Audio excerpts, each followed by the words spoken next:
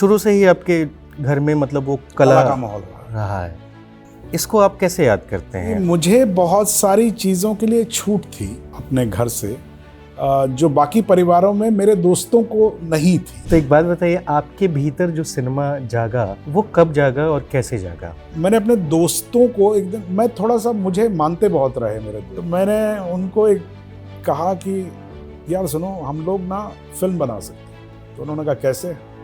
तो मैंने कहा कि भाई यार हम एक काम करें कि अगर हम पैसे इकट्ठे करें, हमें जेब खर्ची मिलती है, तो अगर हम जो इंटरवल में खाते हैं, पकोड़े खा लेते हैं, ब्रेड पकोड़ा खा लेते हैं, हम एक एक ब्रेड पकोड़ा भी अगर हमने बचाना शुरू कम कर दिया तो हम कुछ पैसे इकट्ठे कर पाएंगे और हम बहुत सारी रील्स खरीद के बहुत सारी पिक्चर्स लेंगे and then will join the negative and then will have a film. लेकिन बच्चे तो बच्चे, ब्रेड पकोड़े कभी कम हो नहीं पाए, पैसे कभी इकट्ठे हो नहीं पाए, रील हम कभी खरीद नहीं पाए, तो वो कभी हुआ नहीं। तो थिएटर कब गए आप? ये जो कहावत है सुनी सुनाई गई है कि भाई इश्क मोहब्बत के चक्कर में चले गए थे आप। थिएटर की जो दुनिया थी, जो वहाँ के लोग, एक सहजता जो थी वो पूरे माहौल में थी, तो वो मुझे वो जगह बहुत पसंद आई, वो माहौल बहुत पसंद आया। एंड ऑफ कोर्स फिर ये भी था कि शायद हो सकता है हमारी भी कभी किस्मत हो जाए, कोई बहुत खूबसूरत लड़की जो वो हमारे दिमाग को मान ले और दोस्त बन जाए हमारी। सर, थिएटर अमूमन इंसान के देखने के नज़रिए को, उसकी वैचारिकी को काफ़ी बदल देता है ना। थिएटर में पढ़ना लिखना जो है वो कंपलसरी होता है, और पढ़ना लिखना रटने की तरह नहीं होता, समझ के आत्मसात करने वाली। हाँ, आत्मसात करने वाली बात। रोजी रोजगार के बारे में तो आदमी सोचता ही है ना, थिएटर में भी अगर जाता है तो। वो हमारे घर वाले सोचते हैं, हम नहीं सोचते। ओटीटी के एक जो जंजाल है हमारे ऊपर, जंजाल नहीं है, बहुत अच्छा है। अच्छा है, बहुत अच्छा है, लेकिन बहुत ज़्यादा है। ज़्यादा नहीं है, हजारों ख्वाहिशें ऐसी कि हर ख्वाहिश पे दम निकले, बहुत निकले मेरे अरमा फिर भी कम निकले। कमी है भाई, ज़्यादा नहीं है। आप सिनेमा तो बना रहे हैं, लेकिन उसको सीमित कर दिया है कुछ लोगों के लिए। मैं सही आदमी नहीं हूँ इस बारे में कमेंट करने के लिए, क्योंकि मेरा एक्सपर्टीज नहीं है। आप जब फिल्म नहीं कर रहे होते हैं तो उस दौरान क्या क्या करते हैं? क्या पढ़ते हैं? क्या आप लिखना पसंद करते हैं? भाई मैं फिल्में करता हूँ, तो ऐसा आपको क्यों लगता है कि मैं बहुत पढ़ा लिखा, पढ़ने लिखने वाला आदमी? तब बहुत दिक्कत हो जाती है जब आप कुछ कहना चाहते हैं और मैं उसे कुछ और बनाकर प्रस्तुत कर दूँ। तो वो क्या घटना थी और क्या हुआ था? Don't make your news like a film. If you will do that, neither it will be a dignified film nor it will be a dignified me. My only suggestion is that.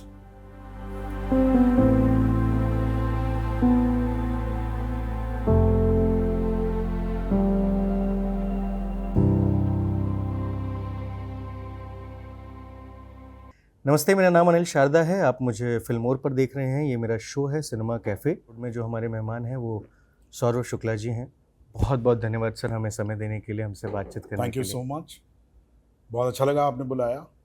मैं जब थोड़ा बहुत खंगाल रहा था, देख रहा था, तो मुझे बहुत अच्छा लगा कि मैं इस पहलू पे जाके बात करूं कि आपके जो पिताजी थे वो आगरा घराने के गायक हुआ करते थे, और आपकी माता जी जोगमाया भारत की पहली तबला वादक थी जी।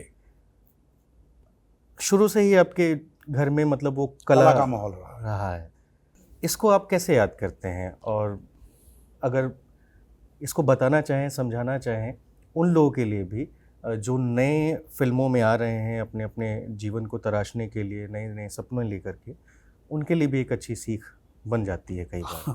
नहीं, सीख तो मालूम नहीं, लेकिन हाँ, अगर आप कह रहे हैं कि मैं अगर अपने बचपन को याद करूँ, तो एक बच्चा, एक आदमी जो है अपने बचपन के दिन, उस बच्चे को कैसे याद करता है, तो मुझे ऐसा लगता है कि बहुत सुखद था मेरा बचपन। सुखद इसलिए था क्योंकि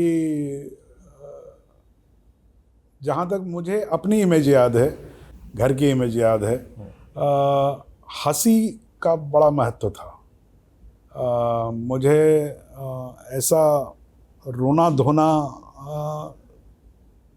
टाइप का नहीं देखने को ज़्यादा मिला। कला का माहौल था घर में, है ना, माता पिता दोनों म्यूजिशियंस, और तो मेरे लिए तो बहुत नॉर्मल था, साधारण था कि भाई घर ऐसा ही है, ऐसा ही होता है। लेकिन ये बात मुझे बहुत बाद में समझ में आई कि मुझे बहुत सारी चीज़ों के लिए छूट थी अपने घर से, जो बाकी परिवारों में मेरे दोस्तों को नहीं थी। जैसे कला का जो स्थान था हमारे घर में, क्योंकि वही मेन प्रोफेशन था, तो it was a serious thing. जबकि बाकी घरों में जो थे, जो लोग बिजनेस में थे या नौकरियां करते थे या किसी और फील्ड में थे, तो उनके यहाँ कला, खेल कूद, इन सबको थोड़ा ऐसा ही माना जाता है कि भैया एक्स्ट्रा करिकुलम एक्टिविटी की तरह देखा जाता है। हमारे यहाँ it was a serious business. जैसे कि अगर किसी स्पोर्ट्समैन के घर में अगर आप बच्चे को पूछेंगे तो बच्चा अगर खेलने जा रहा है तो ऐसा नहीं कि कहाँ खेलने जा रहे हो, पढ़ाई करो, ऐसा नहीं है, क्योंकि खेल जो है वो मुख्य धारा की चीज़ है। उसी तरीके से हमारे यहाँ भी था। तो मुझे प्रोत्साहन ही दिया गया। जब भी मैंने कला के क्षेत्र में जो भी करना चाहा, मैं पहले बचपन में पेंटिंग करता था, तो मुझे बहुत प्रोत्साहन दिया गया। मैं एक समय था जब मैं बहुत छोटा था, तब मुझे लगता था कि मैं शायद बड़ा होकर पेंटर ही बनूंगा। फिर मैं एक प्रोत्साहन का आपको छोटा सा किस्सा बताइए ना। तो मैं शायद 6ठी क्लास में था, 6th स्टैंडर्ड में, हिंदी का जो एक वीकली टेस्ट होते हैं जैसे, है ना, तो ऐसा कोई टेस्ट था। उसमें एक ऐसे लिखने के लिए आया था, निबंध आया था लिखने के लिए कि मेरा सपना, ऐसे करके एक आया था। तो मुझे एक जनरल पैटर्न मालूम था कि मेरा सपना में ज़्यादातर यही लिखा जाता है कि मेरा सपना है कि मैं देश के लिए कुछ करूं, मेरा सपना है कि मैं एक बड़ा आदमी बनूं और समाज के लिए कुछ करूं, है ना। यही मोटा मोटी मालूम था कि सब ऐसा ही लिखते हैं। तो मुझे लगा कि यार मैं कुछ अलग लिखता हूं, तो मैंने उसको लिटरली सपने की तरह लिखा। मैंने उसको लिखा कि मैंने 1 हफ्ते पहले या 2 हफ्ते पहले एक अंग्रेजी फिल्म देखी थी, मैकेनाज गोल्ड। ना, मैकेनाज गोल्ड जो है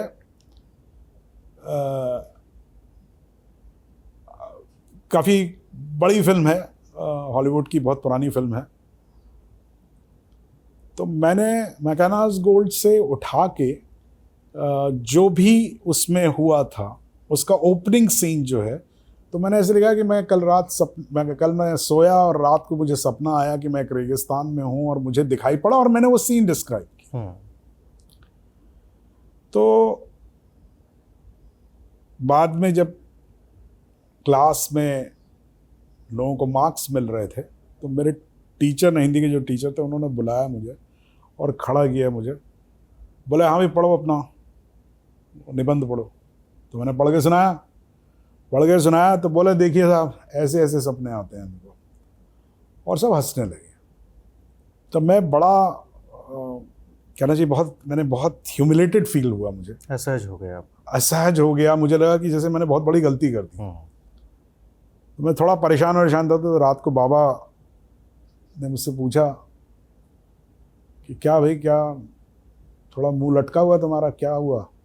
तो मैंने बताया कि ऐसे ऐसे मैंने निबंध लिखा था और आज ऐसे ऐसे हुआ।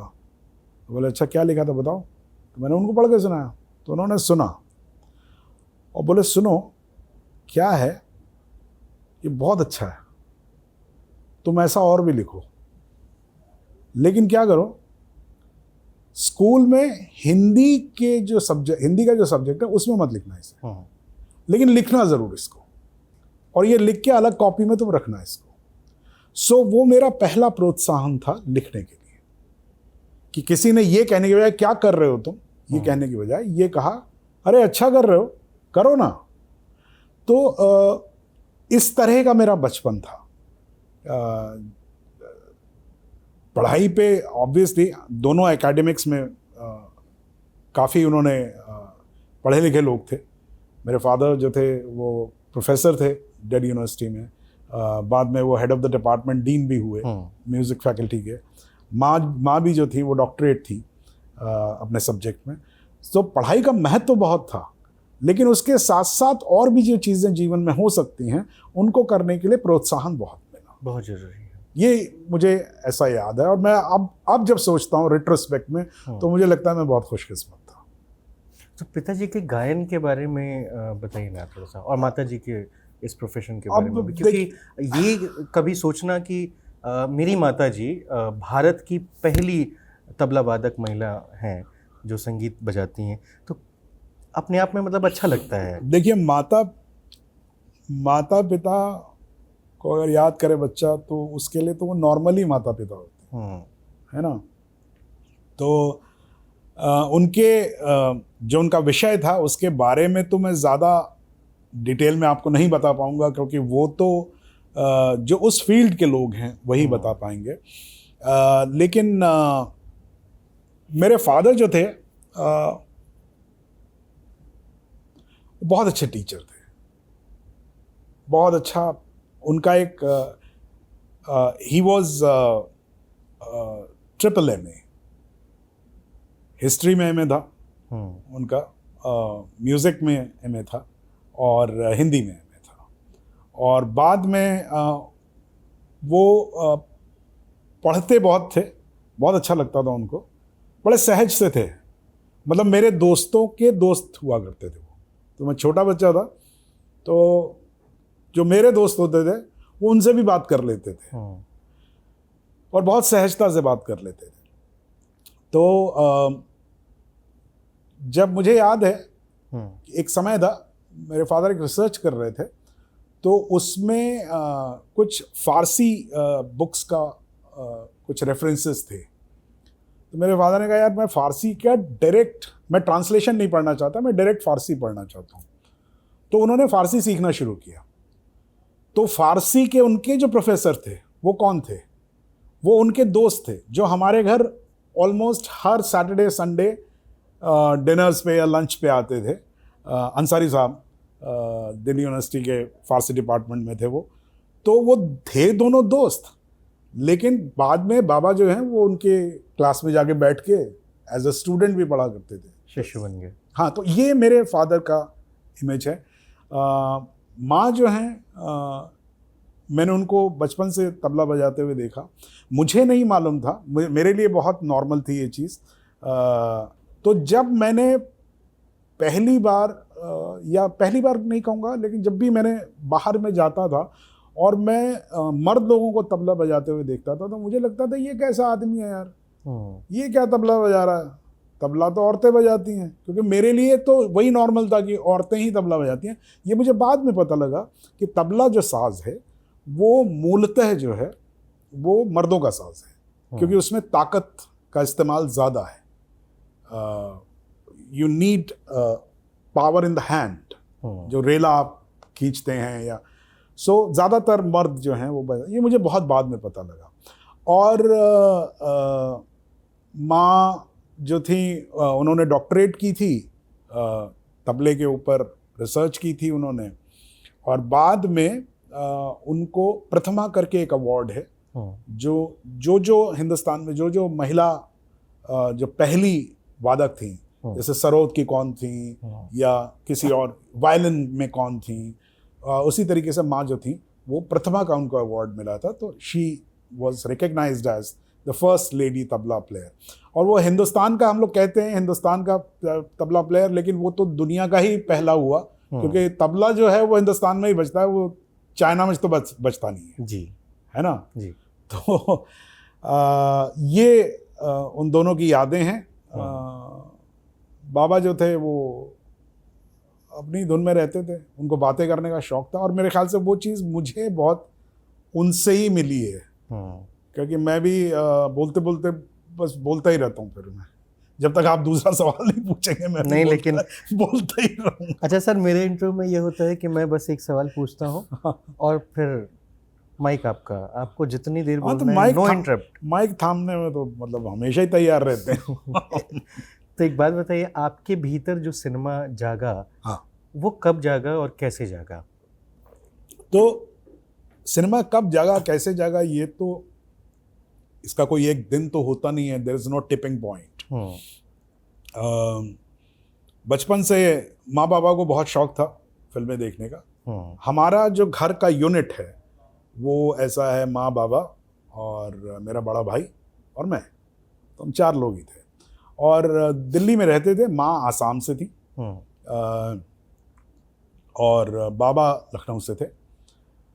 ऐसा हुआ कि हम लोगों का आपसी रिश्तेदारों में ज़्यादा संबंध या कहना चाहिए कनेक्शन नहीं था। जो हमारे घर में जो माहौल रहा वो कलाकारों का माहौल रहा, क्योंकि लोग बहुत आते थे, लेकिन कौन आते थे? वही होते थे जो म्यूजिशियंस होते थे। और उसमें आप इस बात पे नहीं बुलाते कि भाई ये मेरी जाति के हैं या मेरे धर्म के हैं, या आप इस बात पे बुलाते हैं कि वो कौन अच्छा गाते हैं, आप किसको पसंद करते हैं, कौन आपको पसंद करता है ना।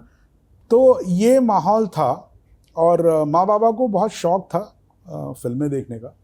हर हफ्ते संडे के दिन छुट्टी होती थी, दोनों यूनिवर्सिटी में काम करते थे, छुट्टी होती थी, तो संडे के दिन हम लोग सुबह मॉर्निंग शो में एक अंग्रेजी फिल्म देखा करते थे, क्योंकि मॉर्निंग शो में इंग्लिश फिल्में दिखाई जाती थी। और जो भी नई रिलीज होती थी हम लोग शाम को हिंदी एक फिल्म देखते थे। तो कुछ 8 फिल्में तो हो ही गई, है ना। तो उसके दौरान मैंने बहुत सारी फिल्में देखी, तरह तरह की फिल्में देखी। मैंने 10 कमांडमेंट्स देखी, अंग्रेजी में जो देखी 10 कमांडमेंट्स देखी, बेन हर देखी, है ना, वेयर ईगल्स डेयर, बहुत सारी जो भी उस टाइम पे क्लासिक फिल्में आती थी, तो वो सारी फिल्में देखी। तो मुझे वो फिल्में देखना बहुत पसंद था। मुझे ऐसा लगता था कि मैं जैसे एक अलग दुनिया है सामने, और जैसी लाइट चालू होती है वो दुनिया खुल जाती है और बाकी दुनिया जो है वो it ceases to exist, focus out हो जाता है। आप वो दुनिया देख रहे हैं, वो मुझे बहुत अच्छा लगता था, अभी भी लगता है। बहुत मजा आता है, वो तो ऑलमोस्ट लाइक खींच लेता है। तो मन बड़ा था मेरा, और ये मैं अगेन 7th 8th में या 6th में रहाऊंगा शायद। मैंने अपने दोस्तों को एक दिन, मैं थोड़ा सा, मुझे मानते बहुत रहे मेरे दोस्त, तो मैं कुछ भी कहता था तो वो हाँ सौरभ की सुनो, सौरभ की सुनो, ऐसा मान लेते थे। तो मैंने उनको एक कहा कि यार सुनो, हम लोग ना फिल्म बना सकते हैं। तो उन्होंने कहा कैसे? अब ये दिल्ली की बात है, जिसका कोई लेना देना, उस समय में तो कोई लेना देना नहीं था। और ये बच्चे 7वीं 8वीं के हैं? हाँ ऐसे ही हैं, मतलब 6ठी से 7वीं 8वीं तक जो भी रहे होंगे हम लोग जिस भी क्लास में। तो मैंने अपने दोस्तों को कहा कि हम फिल्म बना सकते हैं। तो उन्होंने कहा कैसे? मैंने कहा यार मेरे भाई के पास एक कैमरा है, अगफा 3 करके कैमरा, क्लिक 3 करके, वो बेसिकली स्टिल कैमरा था। तो थोड़ा बहुत मेरे को थोड़ा सा मालूम था कि फिल्म क्या होती है।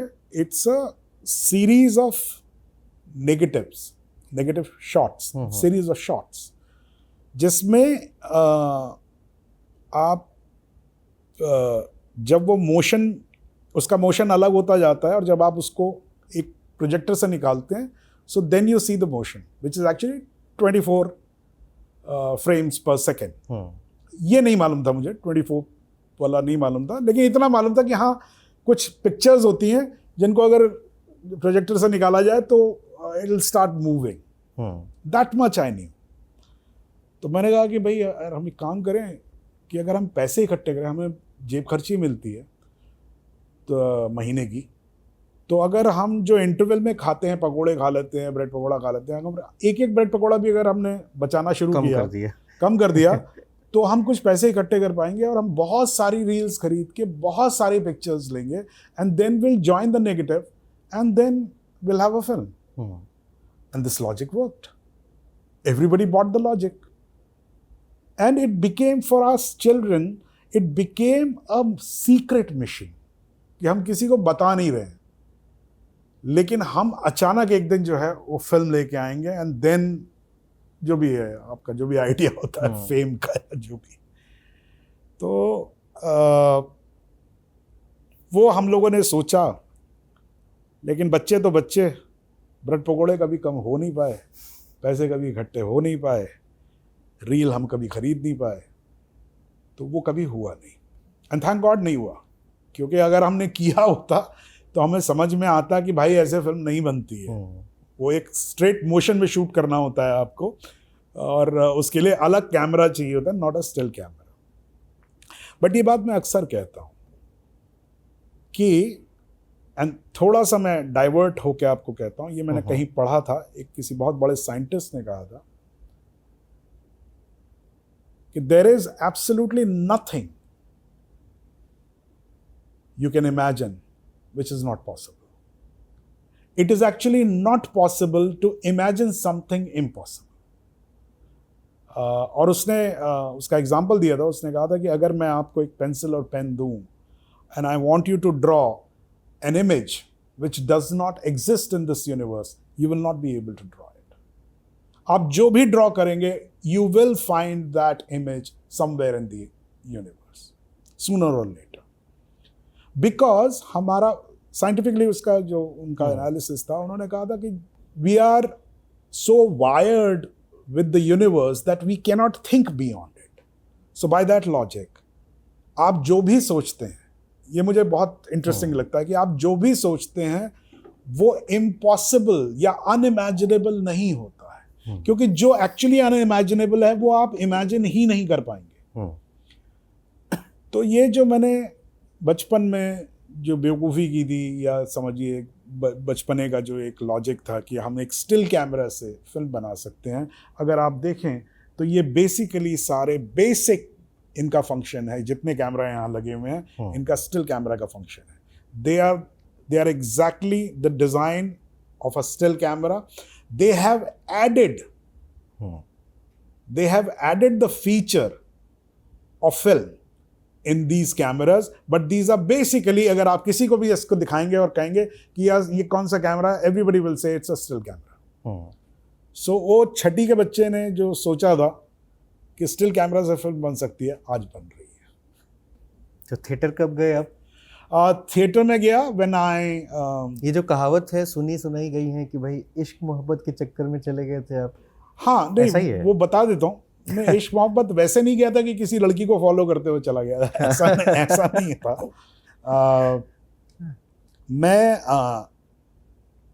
तो ये इसी से जुड़ा हुआ है कि हमने जब ये फिल्म बनाने का, तो दोस्त हम लोग आज भी दोस्ती हैं, सब लोग वही सेम ग्रुप है, कोर ग्रुप वही है। तो हम लोगों ने बहुत साल कोशिश की कि, या सपना रखा कि अब बनेगा, नहीं बना। फिर बाद में समझ में आया कि फिल्म ऐसे नहीं बनती है। तब तक वीडियो आ चुका था, उसका एरा आ गया था वीडियो, लेकिन वीडियो कैमरा बहुत महंगा मिलता था, तब बहुत महंगा मिलता था, और हम लोग तो सोच ही नहीं सकते थे। वो प्रॉपर वीडियो कैम हुआ करते थे, शायद बड़े हुआ करते थे। हाँ, तो मुझे जब मैं कॉलेज में आया था, तो मेरे एक दोस्त ने मुझे कहा था कि यार, उसने लॉजिक दिया, उसने कहा कि यार सौरभ, ऐसा हम लोग फिल्म बनाना चाहते हैं, लेकिन अभी नहीं बना पा रहे क्योंकि ना पैसे हैं ना कैमरा है। तो अगर हम थिएटर करें तो थिएटर में कहानी भी होती है, डायलॉग भी होता है, एक्टिंग भी होती है, सारी चीज़ें होती हैं।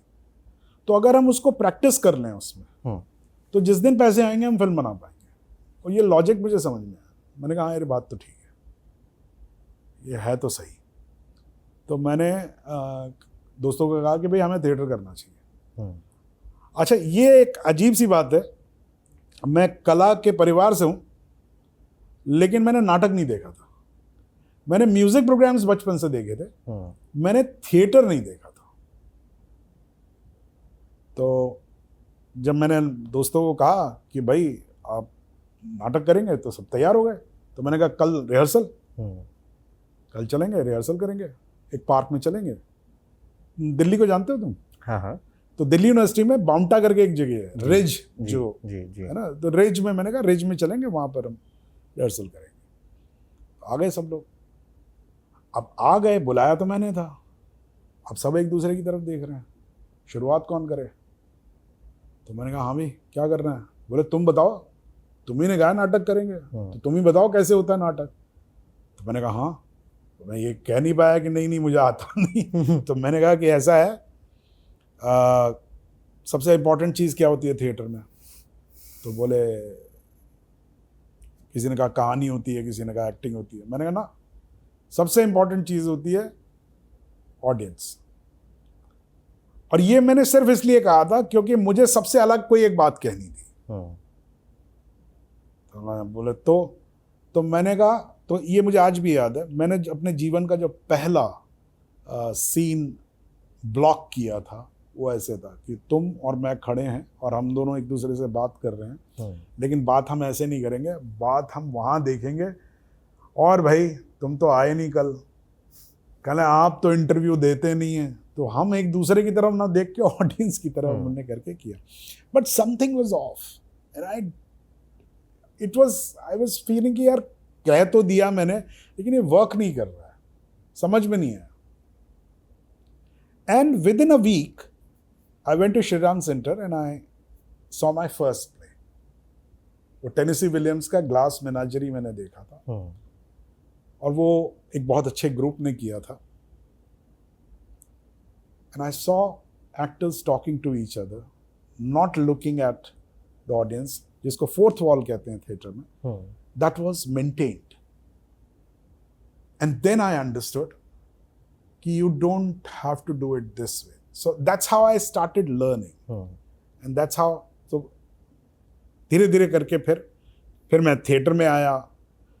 थिएटर में आया तो जैसा तुमने कहा या जैसा पूछा, थिएटर में आने खाली थिएटर करने का ही वो नहीं था, थिएटर की जो दुनिया थी, जो वहाँ के लोग थे, देखना समझना था, सीखना था। हाँ, मतलब जिस तरह के लोग मिले, सबसे पहले आप इंस्पायर होते हैं लोगों से। तो वहाँ पर देखा कि भाई किसी को ऐसा नहीं है कि पैंट प्रेस करके क्रीज करके ही पहन के आपको आना है और प्रॉपर आपको रहना है, या ऐसे बैठना है वैसे एक सहजता जो थी वो पूरे माहौल में थी। फिर ये भी देखा कि भाई बहुत सारी बहुत खूबसूरत कॉन्फिडेंट महिलाएं जो थी वो थी। और ये ज़रूरी नहीं कि एक बहुत खूबसूरत लड़की जो है किसी बहुत खूबसूरत लड़के के साथ ही बैठ के बात कर रही हो या उसके साथ हो, क्योंकि वहाँ पर महत्व इस बात का था कि आप सोचते कैसा हैं, ना कि आप दिखते कैसे हैं। ये थोड़ा एक फ़र्क हो जाता है। तो वहाँ मुझे लगा कि यार ये तो बड़ी अच्छी जगह है, क्योंकि मैं अपने अपीयरेंस को लेके बहुत ज़्यादा कॉन्फिडेंट था नहीं, मस्कुलर था नहीं, मैं लंबा था नहीं, है ना, कोई ऐसा चिजल्ड फेस भी नहीं था। तो मैंने कहा यार ये तो अच्छा है, ये तो बहुत अच्छी जगह। तो वो मुझे वो जगह बहुत पसंद आई, वो माहौल बहुत पसंद आया। एंड ऑफ कोर्स फिर ये भी था कि शायद हो सकता है हमारी भी कभी किस्मत हो जाए, कोई बहुत खूबसूरत लड़की जो है वो हमारे दिमाग को मान ले और दोस्त बन जाए हमारी। तो ऐसा, इस वजह से फिर मैं थिएटर में। सर थिएटर अमूमन इंसान के देखने के नज़रिए को, उसकी वैचारिकी को काफ़ी बदल देता है ना? हाँ, बदल देता है। उसका रीज़न ये है क्योंकि थिएटर में पढ़ना लिखना जो है वो कंपलसरी होता है, और पढ़ना लिखना रटने की तरह नहीं होता है, समझ के आत्मसात करने वाली हाँ, आत्मसात करने वाली बात है।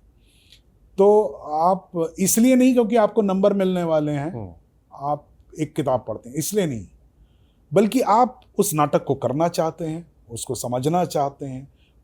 जब करना चाहते हैं का मतलब क्या होता है कि भाई आप कुछ समझ के ही करेंगे ना, उसके पीछे क्या छुपा हुआ है, चीज़ें निकाल के करेंगे आप। तो फिर आप उसको आत्मसात करते हैं, समझते हैं उस बात को, आप लिटरेचर पढ़ते हैं, और जब आप लिटरेचर की दुनिया खुलने लगती है, फिर बहुत सारी बातें जो आपके आम समाज में, जैसे कि मैं आपको एक चीज़ बताता हूँ, मैं जब जिस समाज से मैं आता हूँ, मिडिल क्लास दिल्ली का टीचर का बेटा, हमारे यहाँ डिवोर्स को बहुत ठीक नज़रिए से नहीं देखा जाता, ठीक नज़रिए से नहीं देखा जाता था, है ना। अगर ये पता लगता था आप डिवोर्सी हैं तो अरे अरे अरे, या तो आपके साथ बुरा हो गया या आपने क्या गलत कर दिया, ऐसा।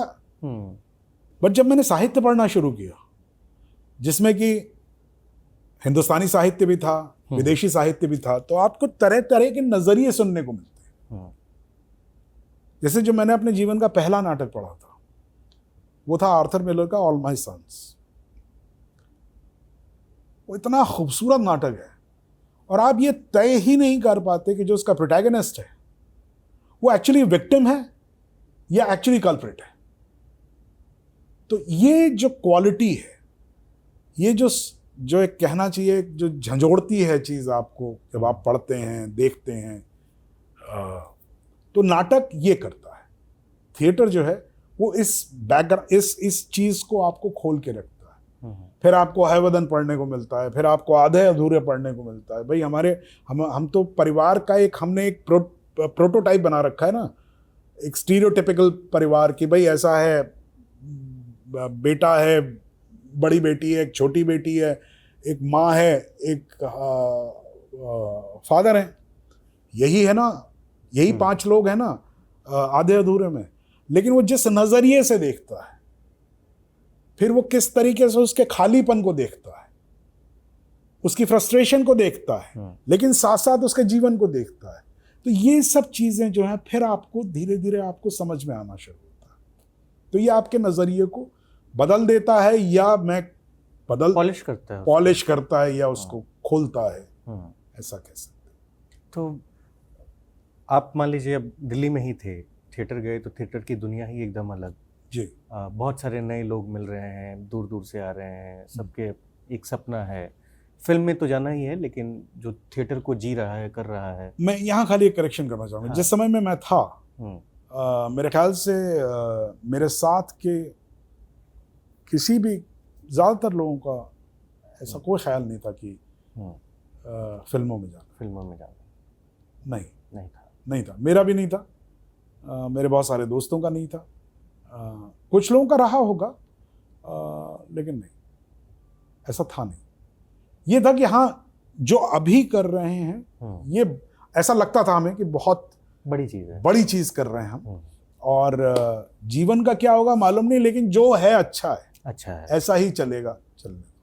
ये फिल्म वाली बात जो आई है, जिसमें बहुत सारे लोग, मेरे समय के बहुत सारे लोग जो थे वो शिफ्ट हुए मुंबई में हमारे साथ ही। मनोज और मैं तो एक साथ ही आए थे। अच्छा। मुंबई एक ही ट्रेन से?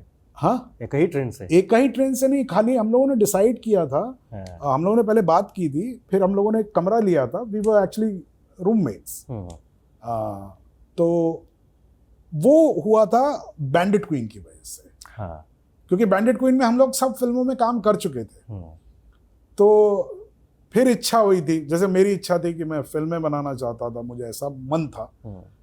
तो लेकिन शेखर ने मुझे बुलाया, तो हम लोग, लेकिन पहले से ऐसा नहीं था, नाटक करते वक्त बिल्कुल ऐसा ख्याल नहीं था कि नहीं हमें फिल्मों में जाना है। सॉरी, मैंने आपका क्वेश्चन बीच में रोक दिया था। नहीं, कोई दिक्कत नहीं है, मैं तो सुनने के लिए ही बैठा हूँ। हाँ, गजराज राव जी भी थे साथ में? हाँ, बैंडिट क्वीन में थे, तो उसी दौरान मुलाकात हुई थी। फिर वो एक्ट 1 में थे, मनोज के साथ थे। हाँ, मनोज, पीयूष, ये सब लोग साथ में थे।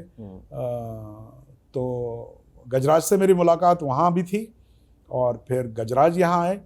गजराज शुरू में एडवर्टाइजिंग में थे काफ़ी लंबे समय, सुजीत के साथ थे, सुजीत सरकार के साथ थे। फिर उन्होंने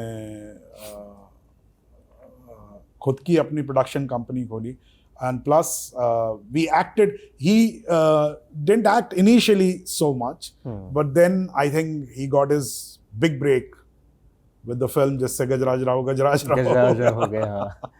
नहीं, कल मेरी लंबी चर्चा हुई उनसे। हाँ, तो वो भी याद कर रहे थे आपको। हाँ, तो मतलब मेरा सवाल उसमें ये था कि रोजी रोजगार के बारे में तो आदमी सोचता ही है ना, थिएटर में भी अगर जाता है तो। वो हमारे घर वाले सोचते थे, हम नहीं सोचते थे।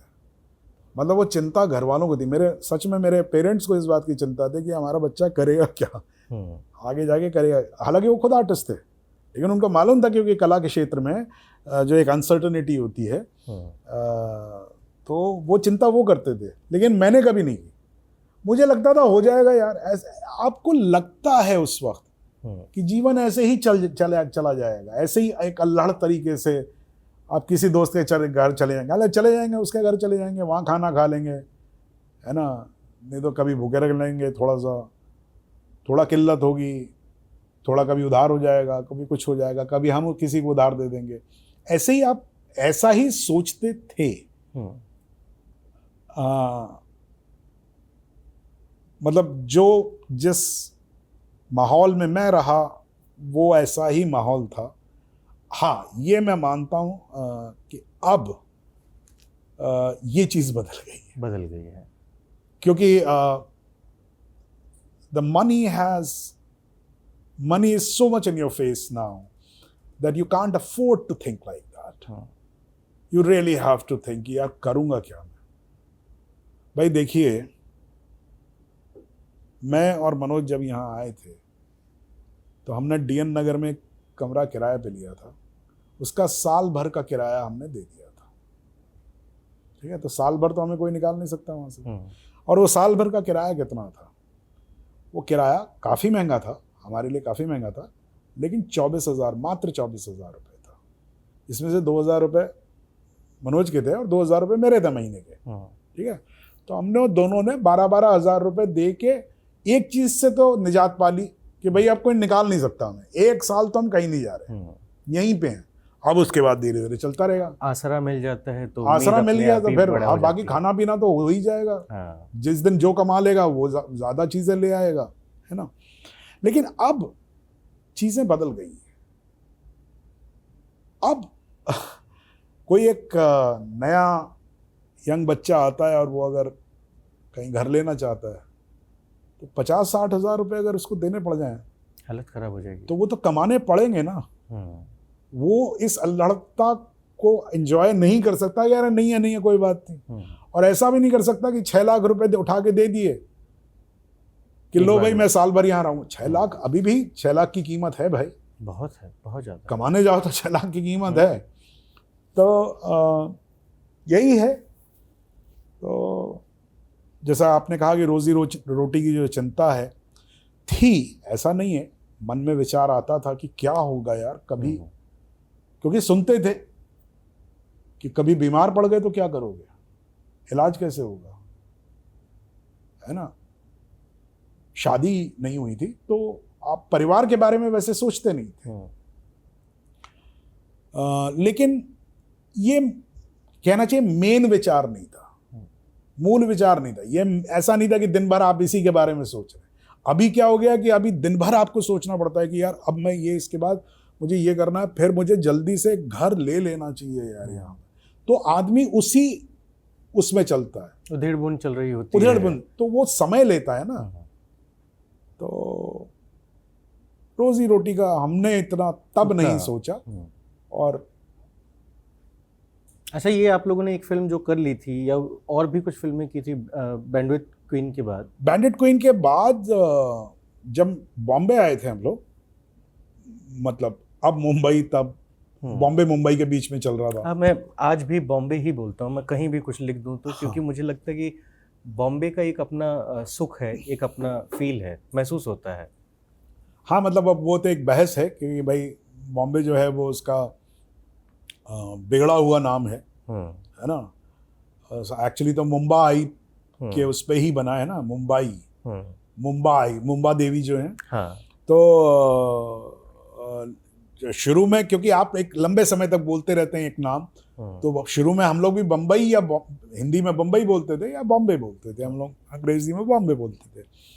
तो शुरू में थोड़ा लगता था कि मुंबई कैसे बोलें, लेकिन धीरे धीरे आदत हो गई और अच्छा है, मुंबई है। और वो ऐसी तो कहावतें भी हैं ना कि नाम में क्या धरा है ना। वो क्या है मान करो तलवार का, पड़ी रहन दो में हम। हाँ, तो आप लोग तभी उसके बाद ही बॉम्बे आए? जी। तो अगर मैं आगे बढ़ने से पहले, क्योंकि मैं बहुत पसंद करता हूँ शेखर कपूर को और उनके काम को, उनके बारे में या उनके सिनेमा के बारे में यदि एक नौसिखिए को जानना हो, समझना हो, क्या बताएंगे आप? आपने तो बहुत करीब से देखा है। बहुत करीब से देखा है।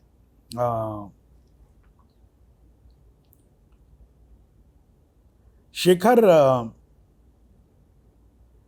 का बहुत बड़ा महत्व है मेरे जीवन में। हम्म, वो एक प्रकार से मेरे पहले डायरेक्टर थे जिन्होंने ये पूरी दुनिया मेरे लिए खोली, न सिर्फ काम देके बल्कि अंडरस्टैंडिंग ऑफ सिनेमा वो उनको देख के समझ में आया। बहुत ही सॉफ्ट स्पोकन और कभी भी बहुत गुस्से में नहीं दिखते हैं, उतावले नहीं दिखते हैं। उन्होंने मासूम फिल्म बनाई थी जो हमें बेहद पसंद थी, और उसके बाद उन्होंने मिस्टर इंडिया बनाई थी, वो भी बेहद पसंद थी। मासूम जो है वो एक रियलिस्टिक फिल्म है, और मिस्टर इंडिया जो है एक स्टाइलाइज्ड फिल्म है जिसमें बॉलीवुड का जो ईडियम था वो था, लेकिन उसके बावजूद उसकी सेंसिटिविटी बिल्कुल उतनी ही थी जितनी मासूम थी। उसमें बच्चों का एक ट्रैक था पूरा। तो पसंद तो बहुत थे हमें, तो जब उनके साथ काम कर रहे थे तो बड़ा मजा, स्टार थे वो हमारे लिए। और फिर साथ में उसी वक्त हमारी मुलाकात अशोक मेहता से हुई, जो मतलब दिग्गज।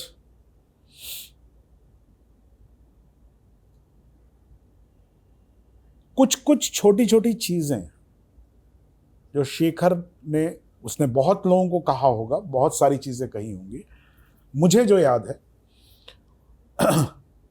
मैं 2 चीजें बताता हूं आपको। एक तो ये है कि हम लोग जब कास्टिंग हो गई थी, कास्टिंग के बाद, फाइनली कास्टिंग होने के बाद एक रीडिंग हुई सीमा की और मेरी। एक सीन था जिसमें कैलाश और सीमा का एक जो ओपनिंग सीन है, एक्चुअली वो साइकिल पे जो सीन है, सीमा विश्वास, ओके। हाँ, क्योंकि वो मेन कर रही थी ना उसमें, बैंडिट क्वीन कर रही थी। तो फूलन और कैलाश का एक सीन है, तो पढ़ने के लिए कहा, तो इंटरेस्टिंग सा लिखा हुआ सीन था, उसमें थोड़ा पंचेस थे, तो हम लोगों ने बहुत अच्छे से उसको पढ़ा और सब लोग बहुत हंसे। बाद में शेखर सब चले गए तो शेखर ने हम दोनों को बिठाया, बोले कि देखो क्या है, तुमने इतना अच्छा किया, इतना साफ किया है कि मैं इसको कहीं से भी देखूं मुझे दिखाई पड़ जाएगा। मैं अगर इसको थिएटर में 50वीं सीट से भी देखूंगा ना, तो मुझे समझ में आ जाएगा कि ये सीन क्या है। तो कहना अगर क्या है, मुझे अगर 50वीं सीट पे समझ में आ गया ना सीन, तो कैमरा मैं वहीं रखूंगा, मैं वहीं से देखूंगा। कहना जब मुझे थोड़ा कुछ छुपा हुआ होगा उसके अंदर, तो मुझे और ध्यान से देखना पड़ेगा, तो मैं फिर कैमरा उठा के मिडिल सीट पे होऊंगा।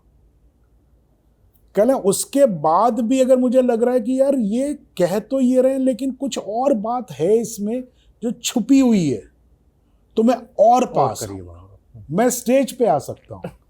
और कहने लगे मेरे पास कैमरा है, अगर आप अपना चेहरा भी घुमा लेंगे ना, तो मेरे पास ये चॉइस है कि मैं कैमरा लेके दूसरी साइड पे चला जाऊंगा। एंड दैट इज की in cinema acting. You don't show everything. कहते हैं ना कि लाउड हो गया, जिसको कहते हैं ना अक्सर लोग एक नॉर्मल भाषा में जिसको कह देते हैं अरे बड़ी लाउड परफॉर्मेंस है। लाउड परफॉर्मेंस क्या है?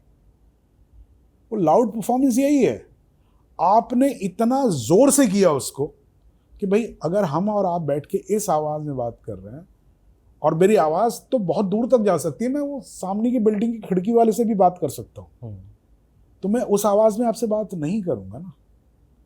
तो उसको, उसका जो रियलिज्म है, उसको जो पकड़ना है, वो बहुत इंपॉर्टेंट चीज थी जो मुझे उस वक्त समझ में आई। हर वक्त आप कैमरे को ही महत्व देते रहें और उसी को देखते रहें। जैसे कि ये इंटरव्यू बड़ा अजीब सा, ये बिल्कुल वैसे ही हो गया, सॉरी मुझे अचानक याद आया, ये बिल्कुल वैसे ही हो गया जैसा मैंने पहला जो ब्लॉकिंग करवाया था, कि ऑडियंस अगर कैमरा, तो आप कैमरे की तरफ ही देख के बात कर रहे हैं। या सोचिए कितना अजीब सा लगेगा ये इंटरव्यू अगर मैं आपकी तरफ ना देख के कॉन्स्टेंटली यहाँ देख के बात करता रहूँ, हाँ। और आप मेरी तरफ ना देख के आप सीधे वहां देख के बात करते रहे, तो बीच के कैमरे को तो लगेगा कि यार वो कर क्या रहे हैं, एक दूसरे से बात कर रहे हैं, वहां कोई खड़ा उससे बात कर रहे हैं, है ना। तो एक ये बात। दूसरा, शेखर किस तरह से कैरेक्टर की साइकी पकड़ते हैं, ये मुझे कमाल का लगा था। और मुझे फिर ये इंस्पायर किया इस चीज़ ने कि हाँ, ये चीज़ हमें अपने आर्ट में अचीव करने की कोशिश करनी चाहिए। मैं सीन बताता हूँ। मैंने पहले सीन का आपको अभी किस्सा बताया, अब लास्ट सीन का किस्सा बताता हूँ। लास्ट सीन है बैंडिट क्वीन का। लास्ट सीन मतलब जो कैलाश और फूलन के बीच का जो सीन है, वो ये है कि फूलन जो है वो भाग रही है और उसका पीछा किया जा रहा है, पुलिस उसे ढूंढ रही है और उसको मार दिया जाएगा। बहुत सारे डकैतों का एनकाउंटर हो गया है, उसका भी एनकाउंटर हो जाएगा। वो मानसिंह के साथ भागी हुई है और वो पानी नहीं है, प्यास के मारे मरी जा रही है। एक सीन भी आता है उसमें, एक शॉट भी आता है कि वो पानी देखती है, वो पानी पीने जा रही होती है, मानसिंह पकड़ कर उसको पीछे खींच लेता है क्योंकि उसमें एक लाश पड़ी हुई है और वो कहता है कि जहर मिला दिया है, ठीक है। और वो उसके बाद बेहोश हो जाती है। जब उसे होश आता है तो उसको कैलाश दिखाई पड़ता है और कैलाश जो है पानी उसके मुंह पे डालता है। अब सीन ऐसा लिखा हुआ था कि वो कहती है कि तू बंदूक लाया है क्या, और वो कहता नहीं, मैं पानी लाया। वो कहती कहाँ गए सब लोग, कला भाग गए सारे जान बचाने के लिए। और वो कहती है मैं नया गैंग बनाऊंगी, तू लेके आएगा ना मेरे लिए। और कैलाश उसको देखता रहता है और कहता है मर गए सारे, तू भी मर जाएगी। और वो वापस चला जाता है रिवाइंस में और वो उसकी आवाज़ खाली गूंजती है और कहता है अब नया जन्म लेने का वक्त आ गया है फूलन, लौट जा दुनिया में। It becomes the inner voice of. ये सीन था। अब ये सीन मैंने आपको सुनाया, गंभीर सीन है जी। किसी भी एक्टर को देंगे वो गंभीरता से प्ले करेगा। हमने भी किया रिहर्सल में। शेखर बोला एक बार और करके देखा। 3 4 5 बार उसने करवाया, ऐसे सोचता रहा। फिर बोला एक काम करो ना, तुम लोग इस सीन को हंसते हंसते करो ना। अब मैंने सीमा को देखा, सीमा ने मुझे देखा, ये क्या बात हुई यार। ये तो एक ट्रिक होती है कि एक आर्ट में ऐसा कई बार किया जाता है और वर्क भी करता है कि अगर बहुत सैड सीन है, so you play a very soft nice music rather than a sad music. You play a happy soft music and suddenly it contrast जो है। तो हमें लगा कि शेखर वो करने की कोशिश कर रहा है। तो शेखर ने देखा हम लोगों को, तुरंत समझ गया बात क्या है। बोला नहीं होल्ड ऑन। उसने कहा नहीं मैं ऐसे नहीं बोल रहा हूँ कि हंस के करो इसकी वजह है। मैंने कहा क्या सर क्या वजह है, क्यों भाई इस बात पे, इस जगह पे वो क्यों हंसेगी, मैं क्यों हंसूंगा। तो बोले 1 मिनट, तुम लोगों को अपने कैरेक्टर्स याद है ना। हाँ। तो कहना तुम कौन हो, मुझसे पूछा। तो मैंने कहा भाई मैं कैलाश हूँ। कहना ये कौन है। मैंने कहा ये मेरी कज़न है फूलन, और ये भाग के आई थी, मेरे घर पे रही थी। बोले और तुम, क्या रिश्ता है तुम्हारा। कहना मैं हूँ तो कज़न, लेकिन एक्चुअली उससे प्यार करता है वो, उसके मन में है। कहना ठीक है, लेकिन कभी हुआ नहीं क्योंकि फॉरबिडन लव है। कहते हैं कि और फूलन से पूछा, मतलब सीमा से पूछा कि तुम्हारा क्या रिश्ता रहा है। कहना ये मुझे मालूम है कि ये मेरी तरफ आकर्षित है, प्यार करता है, लेकिन अच्छा है, भोला है, तो मैं इसको हमेशा इस्तेमाल करती रही हूँ, बुरे तरीके से नहीं कि चलना मेरे साथ चलना, एक दोस्त की तरह उसको इस्तेमाल करती। मैंने कहा तो शेखर ने कहा तो मतलब ये हुआ कि both of you know what is the chemistry between you, ठीक है।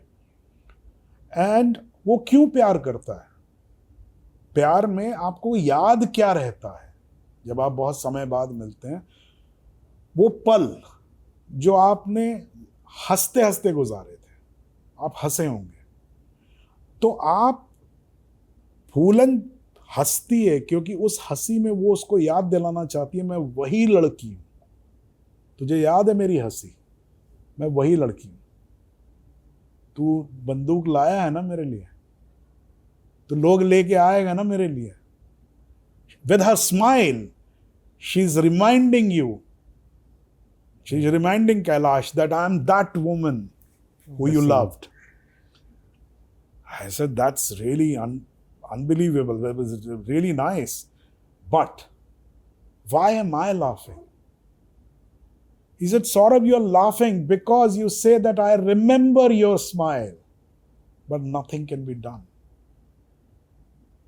That is what is the answer. And it just changed everything. It suddenly made me feel कि आप ऐसे भी सोच सकते हैं और ऐसे आप गहराई में जा सकते हैं। This is Shekhar fail. पर जो भी कहिए, इस पूरी फिल्म में चाहे कोई भी कैरेक्टर रहा हो, वो जीवंत करता था, उसे भूल नहीं सकते आप देख के। फिल्में बनती हैं, कंटेंट बहुत सारा क्रिएट हो रहा है आज के दौर में, आप भूल जाते हैं, चुनाव नहीं कर पाते। इसमें बहुत बड़ा हाथ शेखर का था। The way he handled the film, the way he shot the film. Shot does not only mean that you only shoot at a certain place. The whole process he followed with every actor. कितने सारे actors थे, लेकिन सारे उसके अंदर ऐसा लगता है कि जैसे कोई भी यहाँ से निकलता है, आपको लगता है पीछे से भी कोई एक एक्टर निकल के जाता है तो लगता है कि हाँ ये वही का आदमी है। कैसे? So that is the brilliance of Shekhar. जब आप कोई किरदार स्क्रीन पर लिख रहे होते हैं तो आपके मन के भीतर के भाव क्या होते हैं, और दूसरा इसमें थिएटर का कितना योगदान होता है? आप लिखते क्यों हैं? जी, क्योंकि आप लिख सकते हैं। ये वैसे ही है, अगर आप एक राइटर से पूछते हैं कि भाई आप क्यों लिखते हैं या किस मनस्थिति में लिखते हैं, तो अगर आप एक गायक से पूछेंगे आप क्यों गाते हैं और किस मनस्थिति में गाते हैं, तो उसके पास जवाब नहीं होगा, क्योंकि वो कर सकता है ना। अब आप उसको ये भी कह सकते हैं कि आपका सेल्फ एक्सप्रेशन है या कुछ है। कई आयाम हैं इसमें। कई बार तो ऐसा होता है ना कि जैसे लेखकों के लिए कहा जाता है, मतलब इस पे भी मेरा मार्गदर्शन करिएगा, कि एक पुरुष है तो वो कभी एक महिला के किरदार को उतनी बेहतरी के साथ नहीं लिख पाएगा जो असल में है। मतलब हम महिलाओं का एक परसेप्शन बना के रखें कि वो ऐसी होनी चाहिए। जैसे कि बातचीत में हमारी थी कि अगर किसी का डाइवोर्स हो गया तो वो हमारे सोसाइटी के लिए तब भी, और आज भी इतनी सोसाइटी मतलब प्रोग्रेसिव नहीं होगी कि एक्सेप्ट कर लिए, शहरों में वो चीज़ें हो रही हैं। तो महिला की एक जो इच्छा है वो किसी भी चीज़ों के लिए हो सकती है, अपने काम के प्रति, प्रेमी के प्रति, अपने शारीरिक अनुभव के प्रति। तो वो पुरुष उतना जस्टिफिकेशन उस करेक्टर के साथ नहीं कर पाता है। आप जब लिख रहे होते हैं तो आपके बीच में क्या कुछ? तो देखिए, आप पुरुष हैं जी, है ना। अब आप बायोलॉजिकली आप एक सीमा में बंधे हुए हैं, है ना। एंड साइंस भी इस बात को मानती है कि जो महिलाओं का सोचने का तरीका है और जो पुरुषों का सोचने का तरीका है, मेल और फीमेल का जो एक तो उनके हार्मोन्स जो हैं वो अलग तरीके से होते हैं। हमारे यहाँ टेस्टोस्टेरोन जो है वो ज़्यादा हाई रहता है, उनका जो है मैं सब नाम भूल रहा हूँ, लेकिन उनका जो हार्मोन होता है female hormone, in a layman's this thing, जो रोकता है, आपको थोड़ा सा बंधाव में रखने की कोशिश करता है। तो इससे तो आप निजात पा नहीं सकते, है ना। लेकिन जैसे कि जैसे मैंने आपको पहले कहा, जैसे बात हुई कि पहले जब मैं जिस समाज से आता था वहाँ डाइवोर्स जो है वो एक नज़रिए से देखा जाता था, तो आपकी सोच जो है उसके बाहर नहीं जाती थी। आप इवॉल्व कब होते हैं, एंड एज एन राइटर आप इवॉल्व्ड राइटिंग कब कर पाते हैं, जब आपका नज़रिया दायरा खुलता जाता है। ये मेरा मानना है कि पुरुष जो राइटर है वो पूरी तरह से तो स्त्री को नहीं समझ सकता, लेकिन हाँ उसके बारे में बहुत कुछ समझने की कोशिश कर सकता है, और वो उसके स्पेक्ट्रम को बड़ा करता है।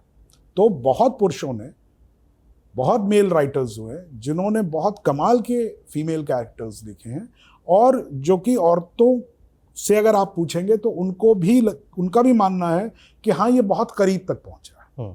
लेकिन वही इसीलिए एक फर्क होता है कि एक महिला फिल्म मेकर जो है वो जब एक फीमेल सब्जेक्ट पे फिल्म बनाती है तो उसमें वो जो चीज़ें नेचुरली सोच पाती है उसके लिए एक मेल डायरेक्टर को ज़्यादा मेहनत करनी पड़ती है, क्योंकि उसका अपना परसेप्शन है ना। और वो तो ये एक बात है। अब ये समझ आपको कैसे आती है, ये समझ मतलब एक ही चीज से नहीं आती है, मूलतः तो जीवन जीने से आती है। आप जितना करीबी से देखेंगे और जितना कहना एम्पैथी होगी आपको लोगों के प्रति, अगर आप फीमेल कैरेक्टर्स को देखें तो हम लोग बहुत सारी चीज़ें होती हैं कि जैसे आदमी का एक नज़रिया होता है सोचने का कि अच्छा ये प्रॉब्लम है, सॉल्व करो, आगे बढ़ो। महिलाओं का अक्सर आप देखेंगे कि वो प्रॉब्लम सॉल्व करो आगे बढ़ो नहीं है, ये प्रॉब्लम क्यों है इसकी तह तक जाना है। अब ये एक अलग नज़रिया है। तो आदमी जो है अक्सर इसीलिए कहता है कि जल्दी से थोड़ा डेस्परेट हो जाता है, थोड़ा सा इम्पेशेंट हो जाता है। कनेक्ट तो खत्म करो ना बात, आगे बढ़ो ना यार। ये नॉर्मल आदमी की लाइन है, ठीक है, महिलाओं का नहीं। लेकिन ये हुआ कैसे, ये होना तो नहीं चाहिए था, है ना। ये जो चीज़ है इसको अगर आप एम्पैथेटिकली, अगर कोई महिला आपसे बात कर रही है और अगर आप उसको समझने की कोशिश करें तो धीरे धीरे आपको वो नज़रिया दिखना शुरू होता है। मैं इस मामले में बहुत कमज़ोर हूँ। मैं थोड़ा जल्दी इम्पेशेंट हो जाता हूँ और मैं ये अपनी कमी मानता हूँ। इसलिए मैं अभी तक मेरे ख्याल से शायद उतने बेहतर फीमेल कैरेक्टर्स नहीं लिख पाया हूँ जितना मैं लिखना चाहता हूँ। तो क्या आपने कभी विचार किया कि ऐसा क्यों है मेरे साथ? इम्पेशेंट ना, because I am more male, I am more जो आदमी मुझे तुरंत समझ में आता है, कैरेक्टर तुरंत समझ में आता है कि हाँ ये ऐसे सोचता होगा, ऐसे सोचता होगा, ऐसे करता होगा, ये मुझे तुरंत समझ में आता है। महिला के लिए मुझे सोचना पड़ता है, ठीक है। फिर आप अपने अनुभव से, जिन महिलाओं से आप जीवन में मिले हैं, जिन लोगों को आपने देखा, आपने जो पढ़ा है, जो फिल्में देखी हैं, जो अच्छा काम जिसने आपको इंस्पायर किया, फिर उन सब के कहना चाहिए एक कलेक्टिवली उनसे आप एक कोशिश कर सकते हैं। तो ये ऐसा मेरा मानना है। और लिखने के बारे में एक चीज़ मैं और कह देना चाहूँगा। मुझे जो समझ में आया है, मेरे अलग अलग काम में लोगों ने अक्सर पूछा कि आपने क्या सोच के इसे लिखा, किस चीज़ ने आपको इंस्पायर किया। ये एक बड़ा कॉमन क्वेश्चन है। I think this question is wrong.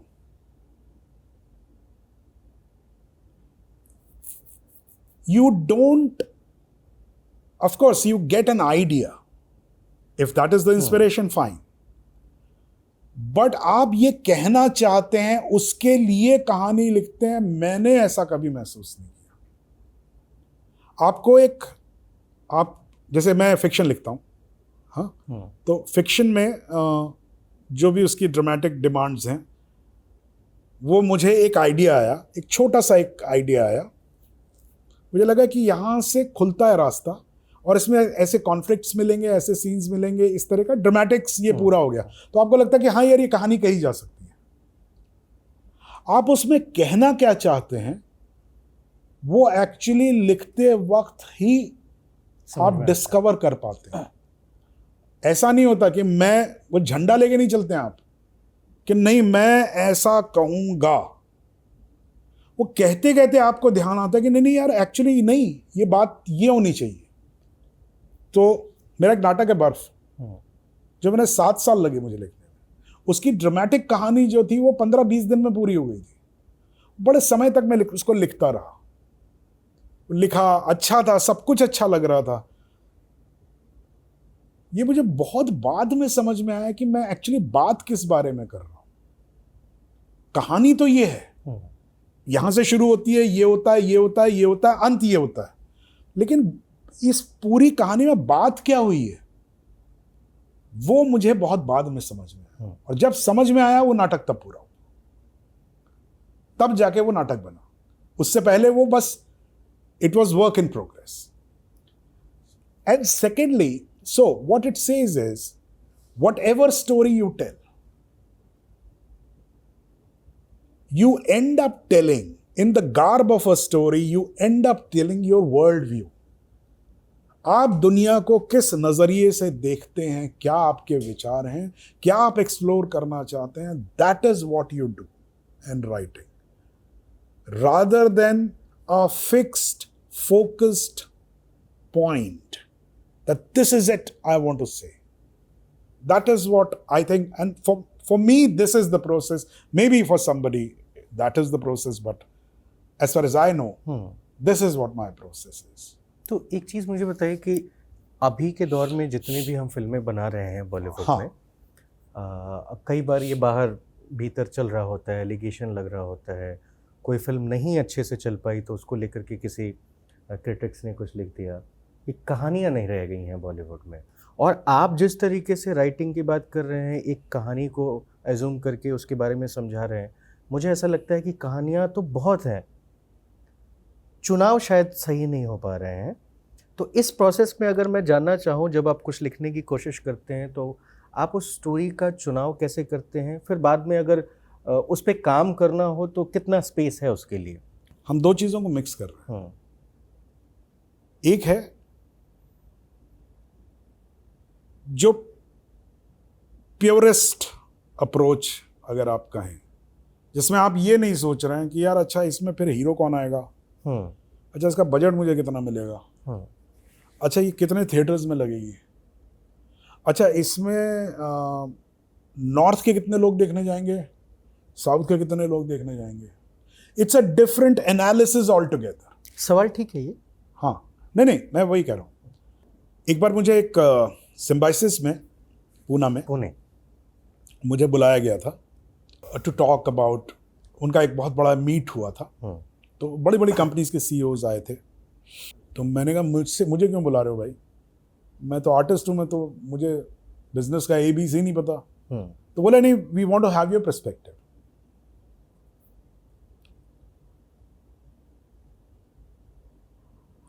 वहाँ मुझे अच्छी तरह से याद है, मैं सबको सुन रहा था, उसमें फिल्म के कुछ लोग गए थे, फिल्म के कमर्शियल पार्ट के लोग जो थे, मार्केटिंग पार्ट के लोग जो थे वो थे। And everybody was talking that you have to see the right moment and you have to understand the right moment.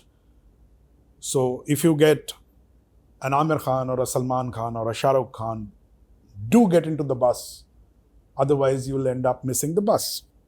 बड़ी देर तक मैं सुनता रहा। मेरा एक सवाल था, बाद में जब मुझसे पूछा गया, मैंने कहा देखिए, as a film maker what is my high, मेरा हाई क्या है। मैं कमरे में बैठता हूँ, मुझे एक ख्याल आता है, जो इतना छोटा सा ख्याल होता है, एक सीन आता है, एक डायलॉग आता है, एक कैरेक्टर का एक स्केच आता है मेरे दिमाग में, and then I end up making a whole world on it. This is what is my high. Out of nothing I have made something. I said, what is your high? If you're high, if you've got, कि अगर आपको सोने की खान मिल गई है और आप उसको बेच रहे हैं, that is not the high of a marketing.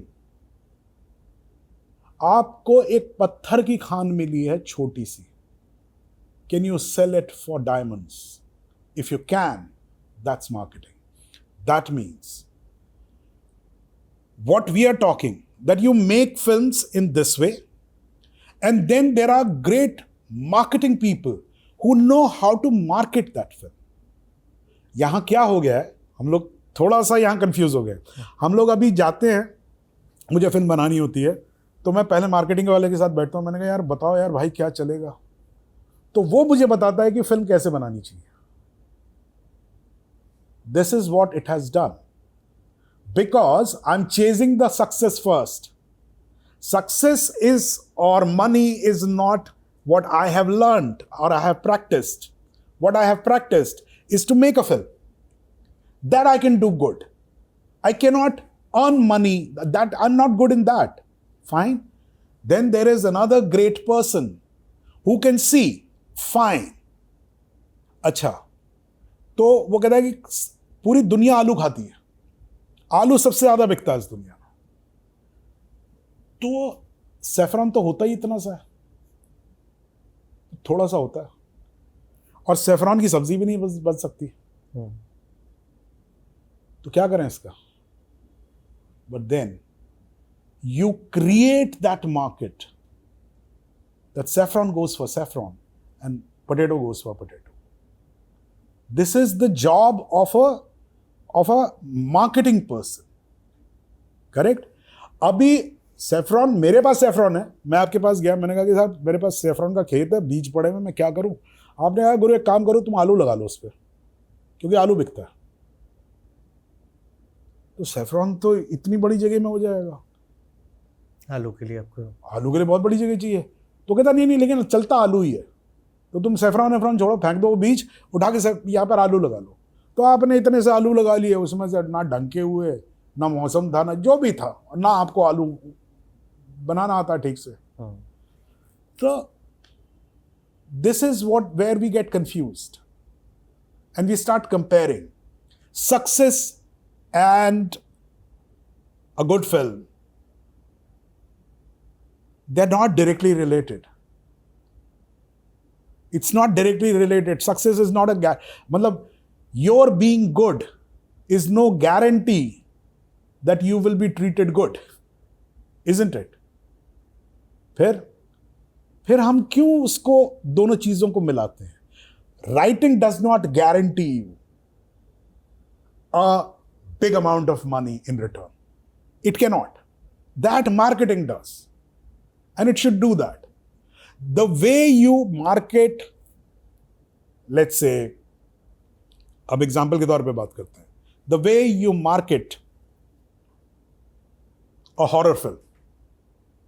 एक ने हॉरर फिल्म बनाई, स्त्री बनाई, अमर कौशिक ने स्त्री बनाई, ठीक है, बढ़िया फिल्म है, हॉरर कॉमेडी है, उसको मार्केट करना आना चाहिए. उसको आप जॉली एलएलबी की तरह नहीं मार्केट कर सकते. तो ये जो सेट टेम्पलेट्स में लोग चलते हैं कि नहीं आजकल तो यार, जैसे आजकल चल रहा है, आजकल नहीं यार हॉरर कॉमेडी बनाते हैं. अरे हॉरर कॉमेडी क्या बनाते हैं? मतलब it has to come from you ना, मतलब from the makers point of view it has to come from you. Of course you can make it, you have the expertise, उतना क्राफ्ट आपको मालूम है कि ऐसे ये इसके क्राफ्ट की जो चीजें हैं वो ये करेंगे तो एक बन जाएगा. But it will not be from the heart. You will not be able to make shining, which is also, it's a scary horror film, but Shining is Shining, you know. So you don't do it just because you want success. So आपका starting point ही गड़बड़ हो रहा है. आपका starting point अगर ideal world कह रहा हूं मैं, और ऐसा नहीं होता है, मुझे मालूम है, आई एम नॉट नाइव, ऐसा नहीं होता है, that is okay. But ideal situation is कि यार मैं ये करना चाहता हूं, मैं बहुत अच्छा करूंगा इसको. ये आपके अंदर ये कॉन्फिडेंस जो अंदर से ही आता है, बोल के नहीं आता है, ये आपको लग रहा है, और आपके साथ आपकी टीम सबको लग रहा है, सबने बनाया, बहुत अच्छा बनाया. Now, how do we take it to the world and make them want to see it? They are another set of people. We lack those people. That is what it is. तो एक चीज़ और इसमें जोड़ें कि मान लीजिए एक writer कोई फिल्म लिखता है जी, और बीच में बहुत सारी चीज़ें ऐसी भी थी कि मतलब फलाना स्टार अगर आ गए तो फिर स्क्रिप्ट क्या, वो तो हिट होनी ही होनी है. करेक्ट है ना. उस पहलू में क्या एक दबाव होता है एक राइटर के ऊपर कि जो वो कहानी कहना चाहता है उसको बदल दिया जाता हो? ओके, सो देखिए, पहले हम राइटर का स्थान समझ लें हाँ। फिल्म के अंदर। राइटिंग, ये मुझे लेट रेनू सलूजा ने ये बात कही थी, मैं कभी नहीं भूला इस बात को। Film making is a process of writing all the way, starting from writing on paper to writing on celluloid, तब सेलुलॉइड पे फिल्में बनती थी, ऑन सेलुलॉइड और screen, by camera, you write it again. Through actors, you write it again. How it is writing? How do they express? What do they express? Then editing is another writing. It is all the way writing. Correct?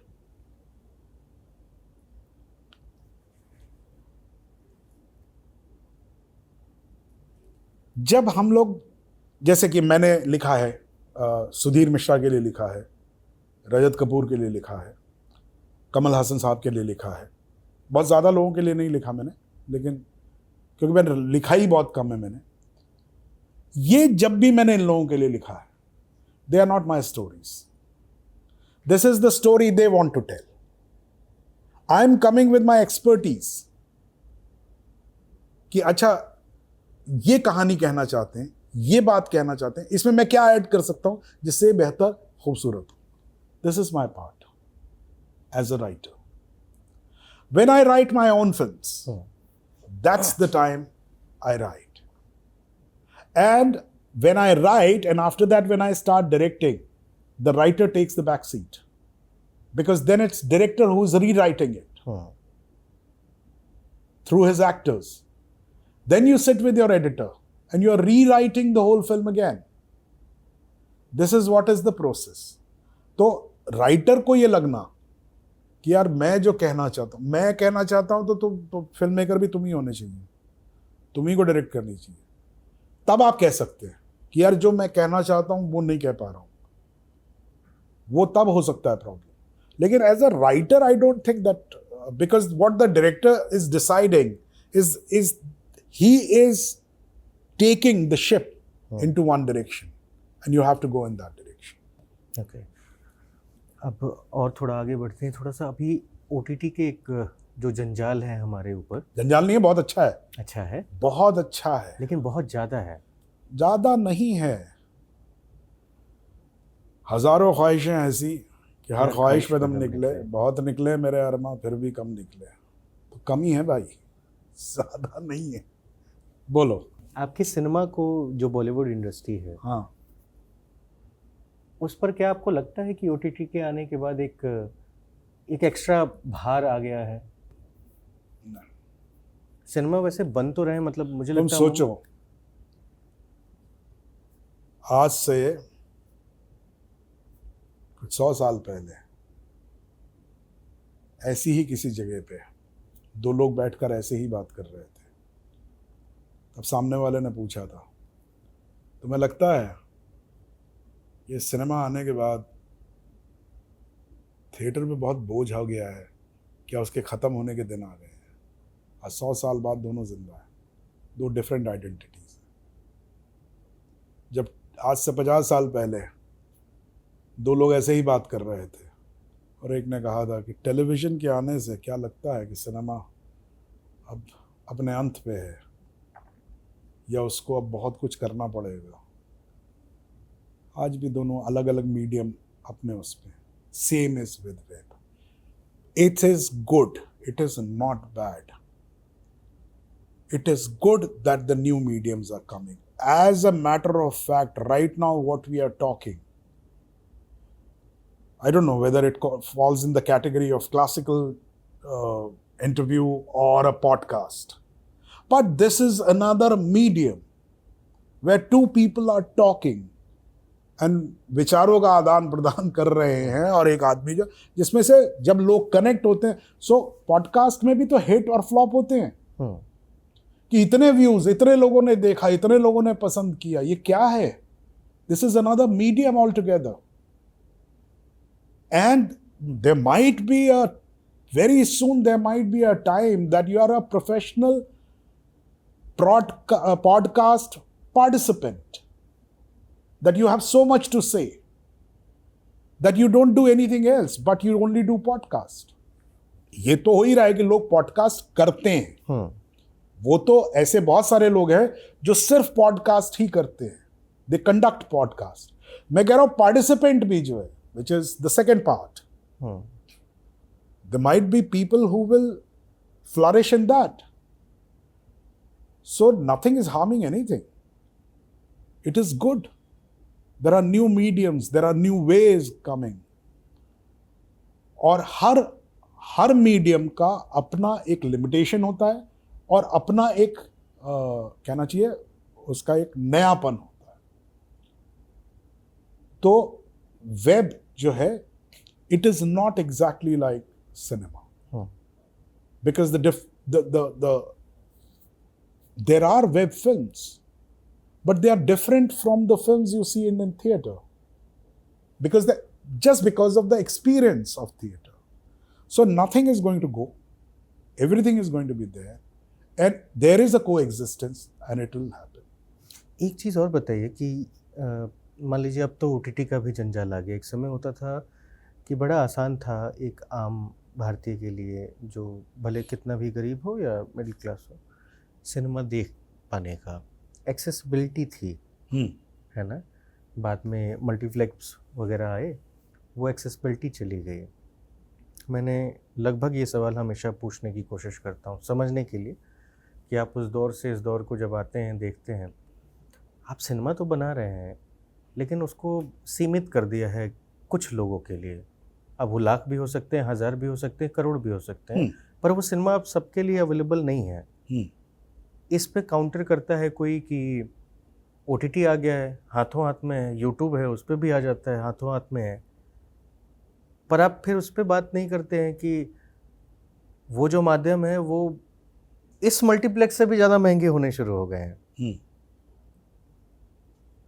तो cinema की accessibility कम क्यों हुई sir सबके लिए?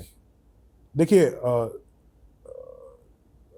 अब ये मैं इसमें मैं सही आदमी नहीं हूँ इस बारे में कमेंट करने के लिए, क्योंकि मेरा एक्सपर्टीज नहीं है इस, नहीं, मैं आपके अनुभव को समझना चाहता हूँ इस सब्जेक्ट के बारे में. लेकिन जो मैंने सुना है लोगों से,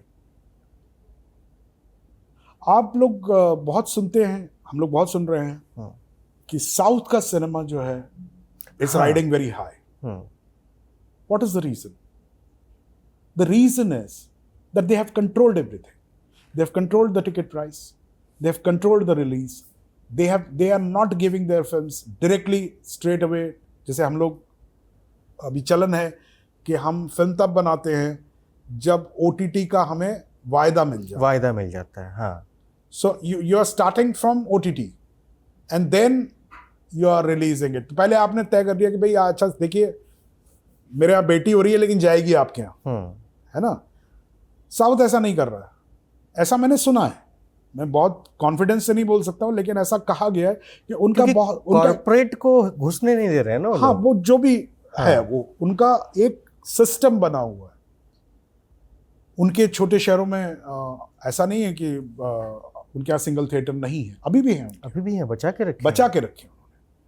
तो ये जहां पर आप ठीक कह रहे हैं, आपका एनालिसिस ठीक है कि भाई आप महंगा करते जाएंगे तो उतना ही एक्सेसिबिलिटी जो है उसकी कम होती चली जाएगी.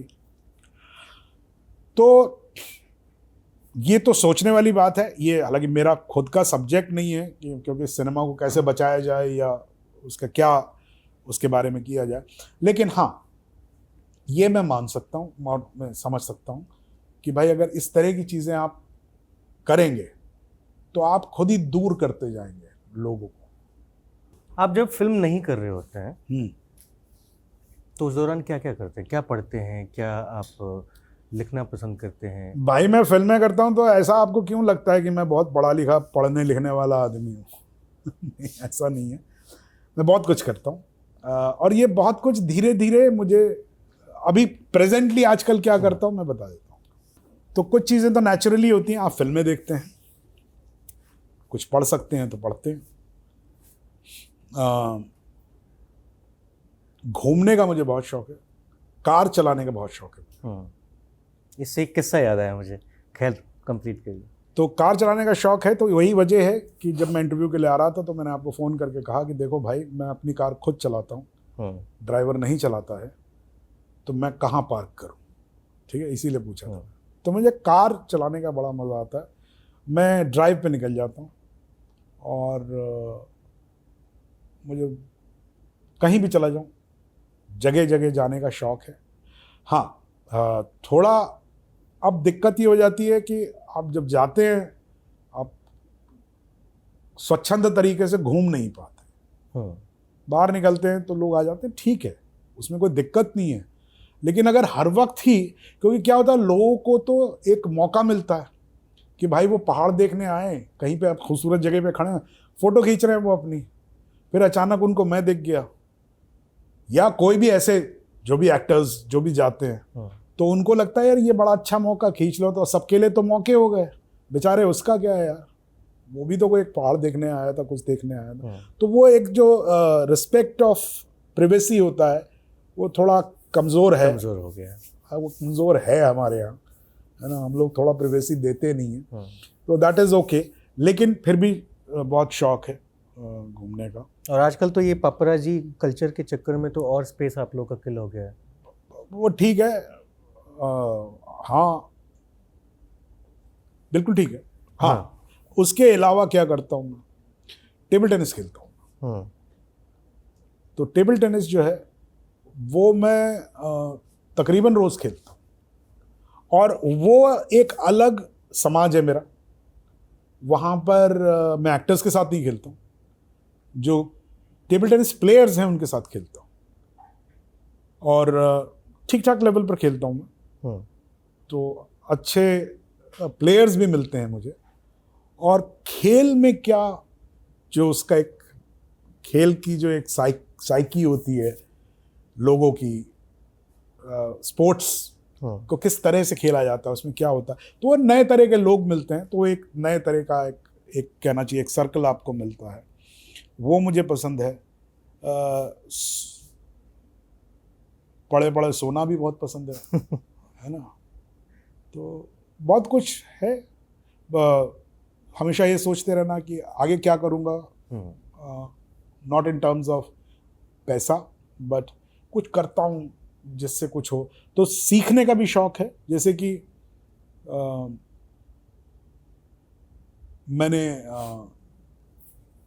कोविड के दौरान, क्योंकि कोविड एक ऐसा समय था जब आपको पेंडेमिक में बिल्कुल बांध दिया गया, so that is the time I made a film. क्योंकि मेरे पास कैमरा वगैरह सब है, मुझे चलाना नहीं आता, तो मैं अपने दोस्तों, फ़ोन तो बंद नहीं थे, तो जितने सिनेमेटोग्राफर फ़ोन जो हैं दोस्त हैं, उनको फ़ोन कर करके पूछता था, यार सुनो अभी क्या करूं, ये कैमरा है यहाँ लगा देता हूँ। तो it's a film which has only one actor which is me, it is shot bye me, it is made by me, everything I did in that film, क्योंकि घर पे तो आप अकेले ही थे। तो वो पूछ के मैंने थोड़ा सा कैमरा सीखा उस दौरान। एक समय था जब मैं खाली था, तो मैंने एडिटिंग सीख ली।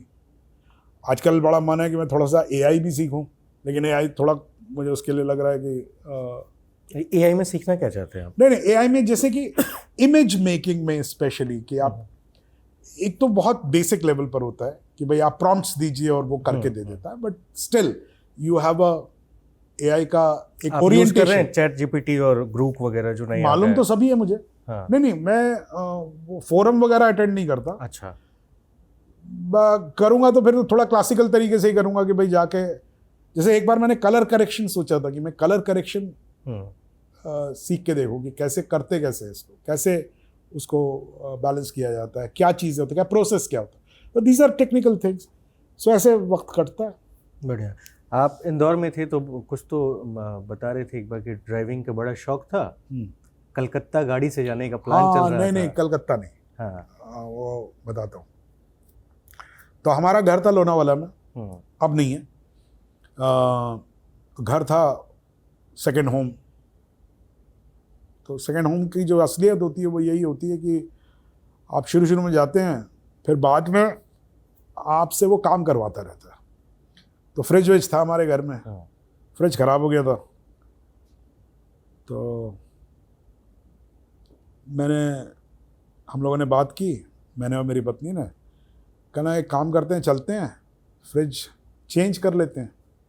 तो हमने कहा कि सैटरडे को जाएंगे, लोनावाला है, तो सैटरडे को अगर ऑर्डर देंगे तो वो संडे से पहले भेजेगा नहीं। संडे को फ्रिज लग जाएगा, शाम को अपने फ्रिज चालू हो जाएगा, उसमें एक बियर ठंडी करके पी के नेक्स्ट डे मॉर्निंग वापस आ जाएंगे। तो हम लोग गए, सैटरडे को ऑर्डर किया, उसने सैटरडे को भेज दिया फ्रिज। तो उसी दिन बियर ठंडी हो गई, उसी दिन पार्टी हो गई। अब संडे मॉर्निंग उठे तो करने को कुछ नहीं था, तब सब फ्रिज तो आ चुका है, अब वापस मंडे को आना था। तो मैंने बरनाली मेरी वाइफ जो है, उनसे मैंने कहा कि भाई तुम्हें चलना है क्या, बॉम्बे कुछ काम है? बोले नहीं, मेरी अभी 3-4 दिन अभी कोई काम नहीं है मुझे। मैंने कहा ठीक है, तो चलो आज यहाँ बैठ के क्या करेंगे, नाश्ता करके आते हैं, बाहर चलते हैं। तो पहले आइडिया था कि लोनावाला में कहीं नाश्ता करेंगे। तो निकले, फिर मैंने कहा लोनावाला नहीं करते यार, पूना चलते हैं, 60 किलोमीटर पूना चलते हैं, वहाँ नाश्ता करेंगे। पूना तक पहुँचे तो सिटी में नहीं गए, बाहर ही चल रहे थे। तो मैंने कहा यार पूना प्रॉपर में नहीं करते हैं, वो महाबलेश्वर की तरफ जो रास्ता जा रहा है वो रास्ते में ढाबे बढ़ते हैं, वहाँ करते हैं कहीं नाश्ता। तो चलते गए हम लोग पूना क्रॉस करके महाबलेश्वर की तरफ निकले। अब हम लोग उस तरफ जा रहे थे, फिर बीच में थोड़ा बिस्किट खा लिया, थोड़ा सा कुछ हल्का फुल्का खा लिया, तो भूख भी नहीं लगी थी। चलते करते करते नाश्ता हुआ नहीं। हम लोग चलते गए, गाड़ी चलती गई। तो मैंने कहा यार एक काम करते हैं, कोल्हापुर आ रहा है, कोल्हापुर में लंच करते हैं, फिर चलते हैं वापस। तो कहना ठीक है। हम लोग कोल्हापुर में लंच किया, चलने लगे। बरनाली ने बोला कि सुनो ऐसा है, मेरा तो कल कोई काम नहीं है, तुम्हारा कुछ काम है? मैंने कहा नहीं। बोले तो एक काम करते हैं, इस रोड से वापस जाने की जगह कोल्हापुर से अंदर चल के अंकोला होते हुए, गोवा होते हुए वहां से वापस चलते हैं। मगर चलो, शाम हो गई, अंकोला पहुंचे, बरसात के दिन थे। अंकोला पहुंचे, रात को एक जगह रुके, रात को समझ में नहीं आया, कहीं रुके, किसी एक अच्छा होटल था, रुके। सुबह उठे, देखा क्लिफ पे होटल था, ठीक उसके नीचे समंदर था, खूबसूरत, और मतलब झराझर बारिश हो रही, मन तो एकदम उछल गया। बहुत बढ़िया। तो मैंने पूछा, मैंने कहा कि भाई चलें गोवा? तो बरनाले ने कहा कि सुनो 3-4 दिन मैं तो हूँ फ्री, तुम्हारा कोई मीटिंग नहीं। मैंने कहा नहीं। बोले तो हम इधर जाने की बजाय हम उस तरफ चलते हैं, उधर कूर्ग है, so let's go to Coorg and then come back. And then the journey started. We went to Mangalore, then we went to Coorg. Coorg हमें इतना अच्छा लगा कि 3 दिन तो हम कूर्ग ही रुक गए। फिर कहने लगे अच्छा चलो वापस चलते हैं। वापस चले तो मैंने कहा मैं उस रूट से वापस नहीं जाऊंगा। अब कूर्ग आ गए तो यहाँ से बैंगलोर, और बैंगलोर से फिर मेन रोड पकड़ के बॉम्बे बैंगलोर रोड पकड़ के वापस। इतना लंबा ड्राइव आप कर रहे हैं? हाँ, ड्राइव मुझे कितना भी करवा लो। तो वो बैंगलोर गए, बैंगलोर से लौट रहे थे तो एक जगह आती है सिंधुदुर्ग, बेलगांव वहां से थोड़ा आगे था। सिंधुदुर्ग में रात शाम होने को आ गई, तो चाय के लिए रुके। तो मैंने कहा यार अब रात को तो नहीं पहुंच पाएंगे, बेलगांव में किसी होटल में रुकना पड़ेगा। तो एक जगह थे, मुझे आज तक याद है, वो मेन रोड से ऐसे राइट साइड पे एक चाय की टपरी थी, वहां चाय पी रहे थे। तो बरनाली ऐसे कुछ बोर्ड देख रही थी, उसने कहा कि सुनो हम लोग बेलगांव भी रुक सकते हैं, which is 150 kilometres from here, और we can go on this route and this goes 200 kilometres to Hampi. चलो हम्पी चलते हैं। Then we turn the car, we went to Hampi. Hampi में उस रात को रुके, अगले दिन हम्पी घूमे, फिर उस रात को उस रात को रुके, या शायद उसके नेक्स्ट डे हम लोग, या उसी दिन शायद हम लोग निकल पड़े। And then we reached Pune, and then we reached Bombay. So we were supposed to come back on Monday morning. We came back on Saturday evening. So that is how our holidays, and this is one of the holidays which has happened like this. We have done many holidays like that. Great, amazing. एक आखिरी सवाल media को लेकर के, आपने अभी कुछ दिन पहले कोई तो इंटरव्यू दिया था जिसके बारे में अभी हम लोग की इंटरव्यू शुरू होने से चर्चा हो रही थी। ज़रूरी हो जाता है क्योंकि मैं उसी बिरादरी का आदमी हूँ और आप जहाँ हैं तो हम लोगों का आपस में मेल जोल तो रहता ही है, लेकिन तब बहुत दिक्कत हो जाती है जब आप कुछ कहना चाहते हैं और मैं उसे कुछ और बनाकर प्रस्तुत कर दूँ। तो वो क्या घटना थी और क्या हुआ था? नहीं, घटना पर से इज नॉट इम्पॉर्टेंट। देखिए, हम लोग हमेशा एक बात कहते हैं, हर मीडियम की अपनी एक ताकत है, अपनी एक खूबसूरती है। क्रिकेट में बैटिंग करते वक्त विराट कोहली के पास दो ऑप्शंस हो सकती हैं कि वो क्रिकेट खेले या वो एक्टिंग करे। सो उसको क्या करना चाहिए? क्रिकेट खेलना चाहिए, एक्टिंग नहीं करनी चाहिए, because that's a different medium. जी, करेक्ट। जब वो मैदान में, जब वो किसी फिल्म में होगा तो वो एक्टिंग करेगा, तब वहां उसे क्रिकेट नहीं खेलना। जब कभी वो अगर कोई ऐड कर रहा है तो उस वक्त वो क्रिकेट नहीं खेलेगा ना, तब वो एक्टिंग करेगा। सिमिलरली मेरा ऐसा मानना है, media, news, it's a different medium. It has a different purpose. It has a different effect, and it has a very big impact on the society. Don't make your news like a film. If you will do that, neither it will be a dignified film, nor it will be a dignified news. My only suggestion is that. खबर देखते हैं, news, TV, अखबार, देश दुनिया के बारे में जानने के लिए आपका माध्यम क्या है अभी के दौर में? I think in today's social media's time, everybody is a journalist. People keep saying all things. And fortunately, unfortunately, whatever, if you lose faith in the authenticity of the news, then you're left alone to decide whatever you understand is right. I think what I'm trying to say is, I don't know whether the news on a TV screen is a true news, or a news on a web page is a true news, or a news on a WhatsApp is a true news. Yes, I keep hearing news. And then, whatever you can make out of it, so that you are in sync with what people know. That's all. There's nothing beyond that. Thank you, शुक्रिया sir हमसे बातचीत करने के लिए, Thank हमें you. समय देने के लिए। और आपको कैसा इंटरव्यू लगा, आप चाहें तो बता सकते हैं। मुझे बहुत अच्छा लगा। It was again a ऐसा तो नहीं वो रिपीट हुआ? नहीं, it was like my travels, uncharted journey. बहुत अच्छा, happily returned. थैंक यू, शुक्रिया।